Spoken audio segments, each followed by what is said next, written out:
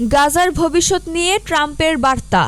মার্কিন যুক্তরাষ্ট্রের ৪৭তম প্রেসিডেন্ট হিসেবে শপথ নেওয়ার পর ডোনাল্ড ট্রাম্প গাজার পরিস্থিতি নিয়ে তার অভিমত প্রকাশ করেছেন।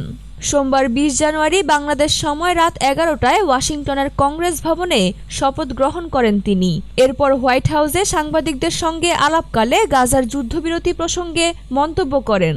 ট্রাম্প বলেন, গাজার যুদ্ধবিরতি কতদিন টিকে থাকবে তা নিয়ে তিনি আত্মবিশ্বাসী নন।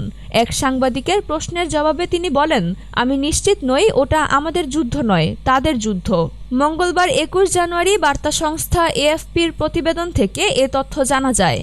গাজার ভবিষ্যৎ অবকাঠামো নিয়ে ট্রাম্পের দৃষ্টিভঙ্গি। গাজা উপত্যকা নিয়ে ট্রাম্প তার পরিকল্পনার দিকেও ইঙ্গিত দেন। তিনি জানান, ইসরায়েলের প্রতিশোধমূলক হামলায় গাজার অবস্থা অত্যন্ত শোচনীয় হলেও এটি পুনর্গঠনের জন্য অসাধারণ একটি জায়গা। তিনি বলেন, গাজা সমুদ্রের কাছাকাছি একটি অসাধারণ জায়গা, সেখানে আবহাওয়া চমৎকার। আমার মতে জায়গাটিকে নিয়ে খুব সুন্দর কিছু কাজ করা সম্ভব। ট্রাম্প আরও বলেন, আমি গাজা উপত্যকার একটি ছবি দেখেছি, দেখে মনে হয়েছে সেখানে অসংখ্যবার বিস্ফোরণ ঘটেছে। সবকিছু পরিকল্পনা অনুযায়ী চললে এটি অসামান্য পুনর্গঠনের মধ্য দিয়ে যাবে। রোববার ১৯ জানুয়ারি থেকে ফিলিস্তিনের অবরুদ্ধ গাজা উপত্যকায় ইসরায়েল হামাসের মধ্যে যুদ্ধবিরতি কার্যকর হয়েছে। এই চুক্তির আওতায় উভয় পক্ষ জিম্মি ও বন্দি বিনিময় শুরু করেছে। যদিও এই চুক্তি বাইডেন প্রশাসনের দেওয়া রূপরেখার ভিত্তিতে আলোচনা শুরু হয়েছিল, ট্রাম্প বাইডেনের যৌথ কূটনৈতিক প্রতিনিধিদের প্রচেষ্টায় তা বাস্তবায়িত হয়।